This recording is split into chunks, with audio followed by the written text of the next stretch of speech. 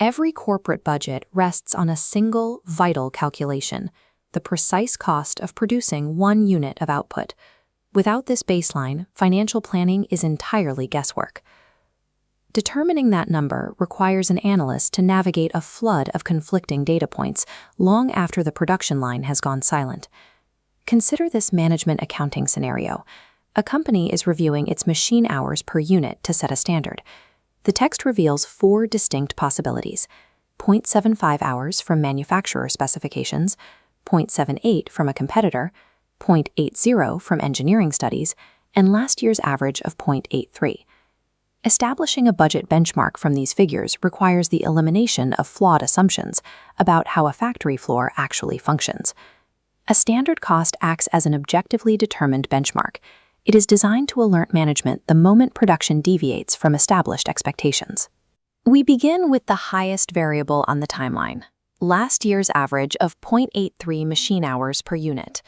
While this reflects what happened, using it for a future budget inherently bakes past inefficiencies, waste, and errors into the company's expectations. There is a common professional misconception that next year's budget should simply reflect an average of the past year's actual costs. Relying on historical actuals to set a standard is mathematically dangerous. It assumes that every past mistake is a permanent part of the process. If a budget is built on a legacy of inefficiency, the system loses its ability to identify when a process is failing. Firms might only rely on historical data if they entirely lack the resources for a more rigorous activity analysis. A valid standard cost is forward-looking. Looking backward to set a budget often ensures the repetition of past operational failures. At the opposite end of the spectrum is the manufacturer's specification of 0.75 hours. This figure assumes optimal conditions and maximum efficiency, a state that rarely survives the reality of the factory floor. In accounting, this 0.75 benchmark is known as an ideal or theoretical standard. Reaching this level requires zero friction in the system. It assumes every part of the production chain works perfectly, every single time. Budgeting based on this theoretical perfection creates a trap.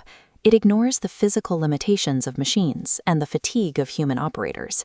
Machines eventually require downtime, and even the best trained workers cannot maintain maximum efficiency indefinitely.